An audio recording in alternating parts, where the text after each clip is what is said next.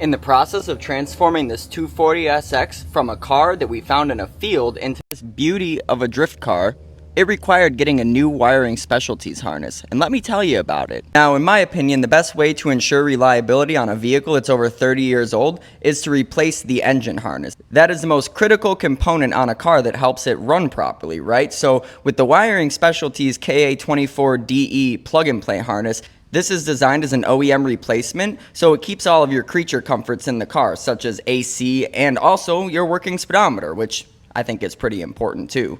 Since this is a 1991 240SX, I went ahead and got the S13 KA24DE plug-and-play harness that covers the years 1989 to 1991. And this harness is engineered to meet or exceed OEM specifications. And really all that does is ensure your performance and reliability, because the last thing you want is having a car that like arcs or cuts out when you're driving on the track. That's actually what I was dealing with on this car before I decided to get the harness. Now, as somebody who's done a couple wiring projects on my own, it's very nice to see that when Wiring Specialties builds a harness, they use all of the OEM wire harness colors. And on top of that, they wrap the entire thing in a loom that's safe up to 850 degrees Fahrenheit in all of your hot areas of your engine bay. Now that you guys have all the details on what makes this harness so awesome and worth the investment, I'm going to show you how easy it was to hook up.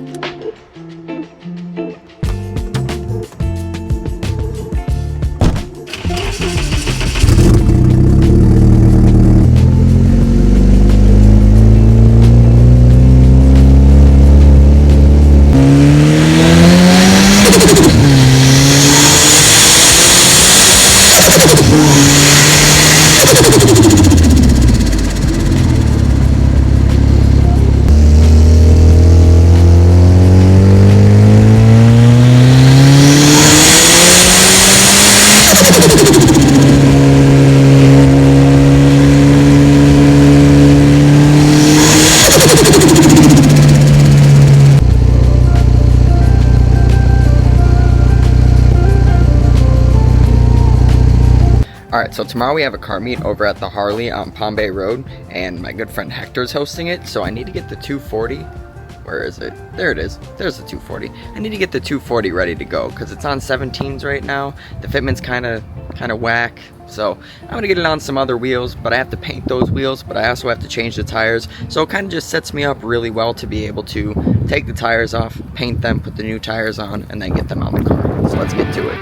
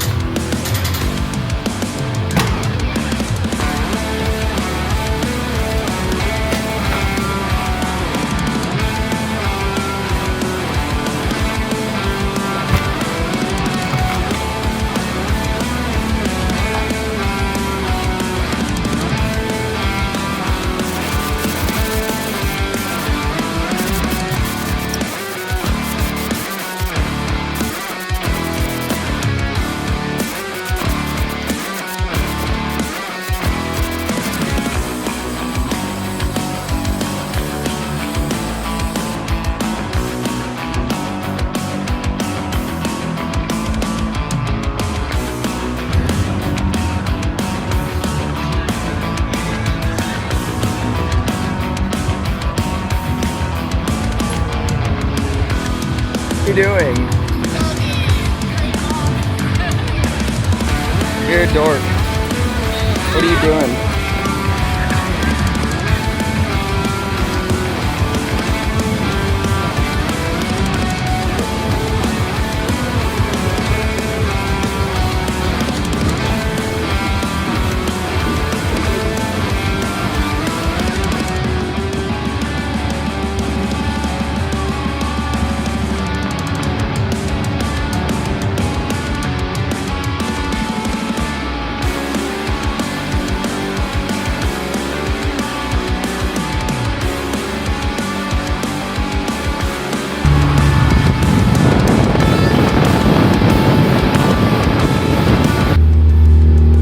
Mustang Mach-1 in front of me, and the cleanest LS400 I've ever seen behind me.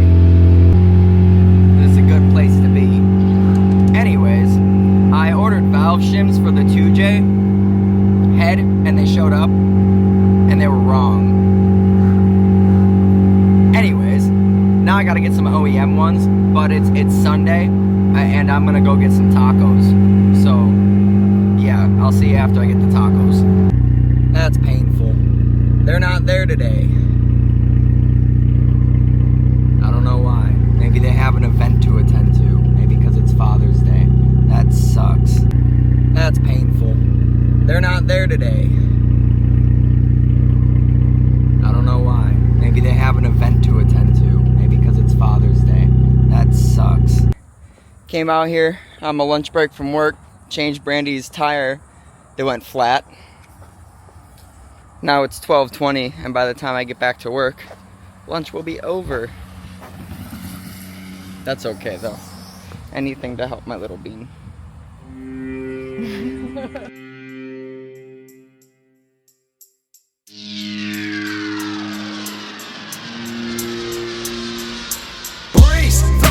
Trees. I was with the team, rolling Cutlass Supreme. The light turned red and I noticed in the rear view an El Camino with a windshield so dark I couldn't see through. I quickly reached for my strap. I never hesitated to lay a punk on his back. Drew got the gauge and Soup got the Mac. We'll have a blast for days and you know that's a fact. The light turned green, now we taking a left. They take a left too, I ain't convinced yet. Without taking a breath, I said I'll be take a right. As they followed our lead, I said it's on the right. It was a night that got up. So I went ahead and printed this out. This is the torque sequence for the cylinder head. Now, I didn't use OEM studs, right? I used ARP studs, and the ARP studs get torqued to 80 foot-pounds. So you do those in a sequence of 3 steps, however you choose to do it. But ultimately what happens is as you go from 1 through 14, the first one will end up being extremely loose again until you get to that 3rd sequence, right? And I just go back after I've done the full sequence and I just verify them all in sequence at 80 foot-pounds and just make sure that they're all tight.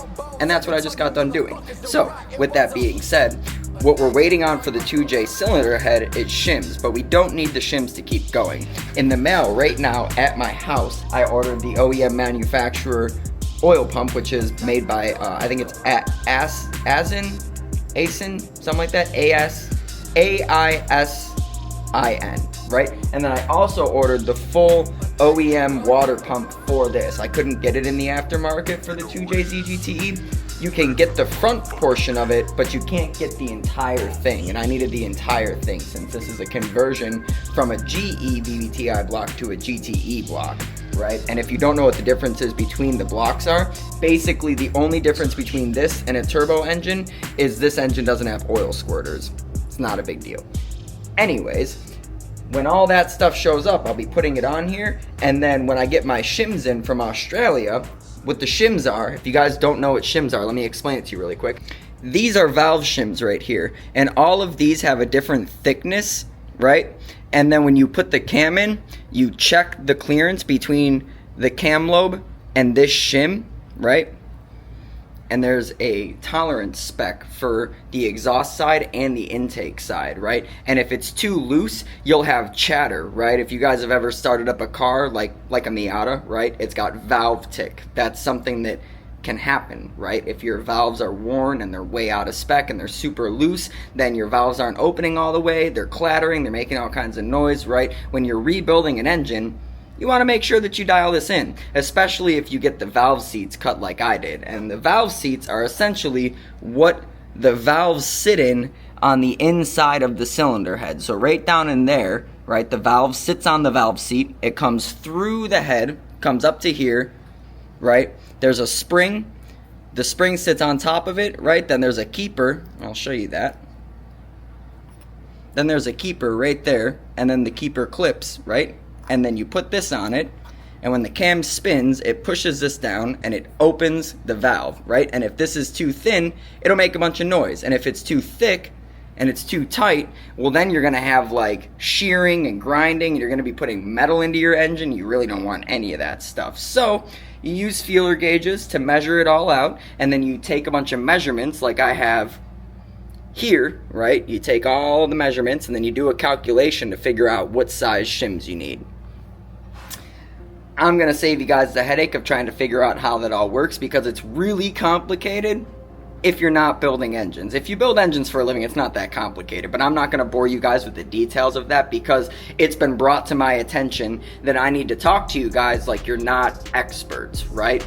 Some of you might be, but it makes sense, right? Like, not all you guys build engines all the time, right? So you're not going to know what I'm talking about. So I'm putting an effort into trying to explain things in a way that even if you don't know what I'm doing, you can still follow along, if that makes sense. So I'm trying to keep you updated on the process here of building the engine, right? So here we are. We got the cylinder head bolted on to the engine block with a Cometic head gasket. And now we just wait for everything else to show up. Then on goes the oil pump, the water pump, the timing assembly, the cams, and then hopefully a running engine. So I'll catch you guys back here tomorrow. I'm gonna head home and I'm gonna edit the video that you guys are gonna be seeing last week. And if you didn't watch last week's video, then go watch it. And if you haven't been watching the videos keeping up with the 2J build, go watch those too. See you guys tomorrow. Alright, so I'm hellbound on organizing right now, because I've realized that one of my main problems from getting things done efficiently is having to like clean, organize, pull things out, move things around, etc. to work.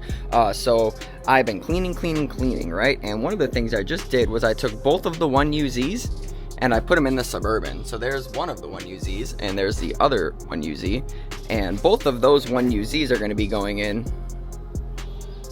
the two white Cressidas, right? But for right now, they were in the way in the shop. So now they're moved, and now the shop is starting to look a whole lot better. So I got this area cleaned out back here. I went and got a cabinet for my paint supplies, so I don't have to store them in bins anymore. So I'm just gonna get this organized properly, but right now I just got a bunch of my paint stuff in it.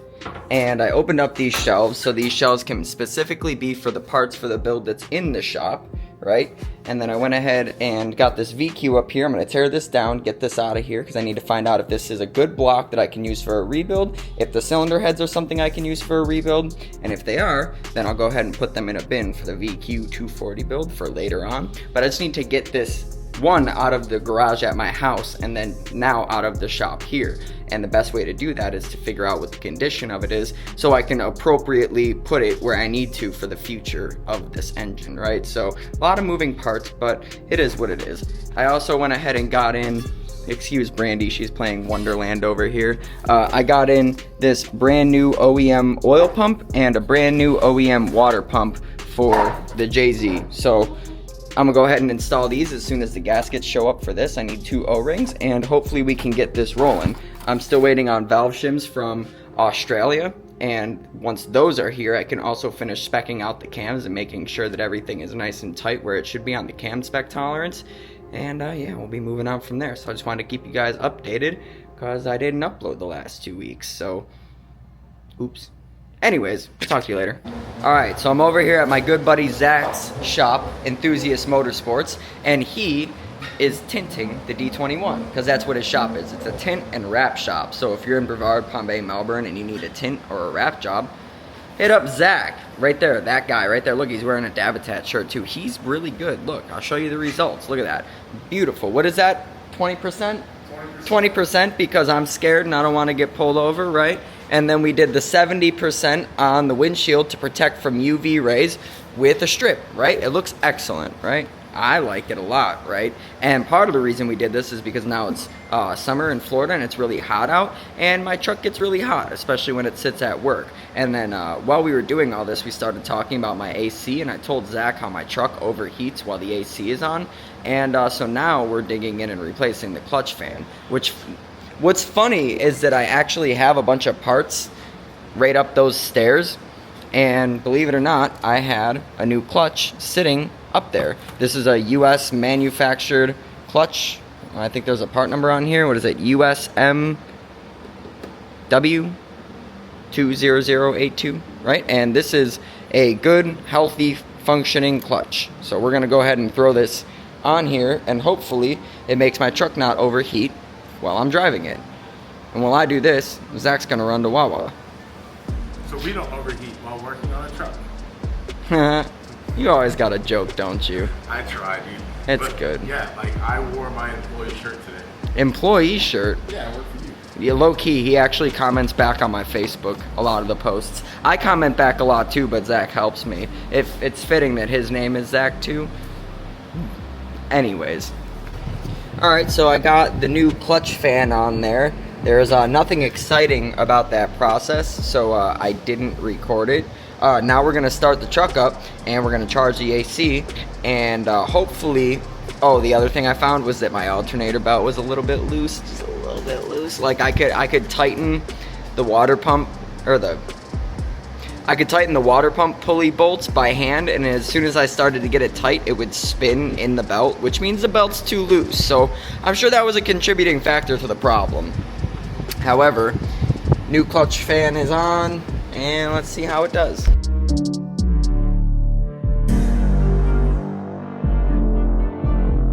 Alright, well the engine bay is nice and clean now. I don't have power steering fluid all over the place. I probably told you guys earlier, don't know if I did, but I have to change my power steering hoses because they're starting to leak. It could just be the crimp connectors because it's the OEM ones that flex, but I gotta figure that out because I don't like it leaking in here. And as you can see, when it's all cleaned up, it looks brand new. Like look, beautiful valve cover. Look at the zinc coating on the fuel rail. Look, everything looks just nice and new and shiny. I want to make sure it stays nice.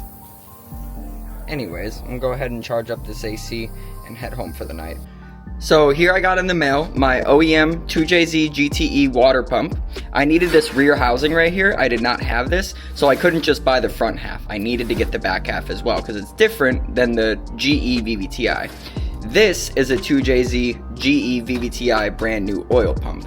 And the reason I got that is because my engine does not have oil squirters. And I've talked to a few people, one of my good friends by Baca JZX on Instagram, he ran a 2JZ GTE oil pump on a GE VVTi to GTE conversion build, which is essentially where you put turbo internals into a non-turbo engine.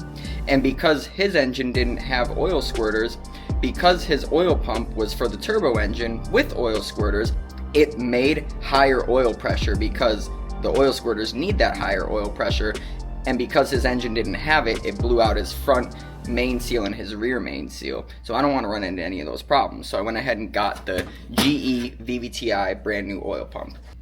I also went ahead and started finding some zinc hardware to go ahead and fill in some of these spots. The OEM Toyota hardware is like this silver right here. I'm not sure if that's silver paint or if it's just like an unfinished aluminum piece of hardware, but I like the way zinc looks, and I'll be honest with you, I collect zinc hardware whenever I tear down blown up engines, specifically VQs.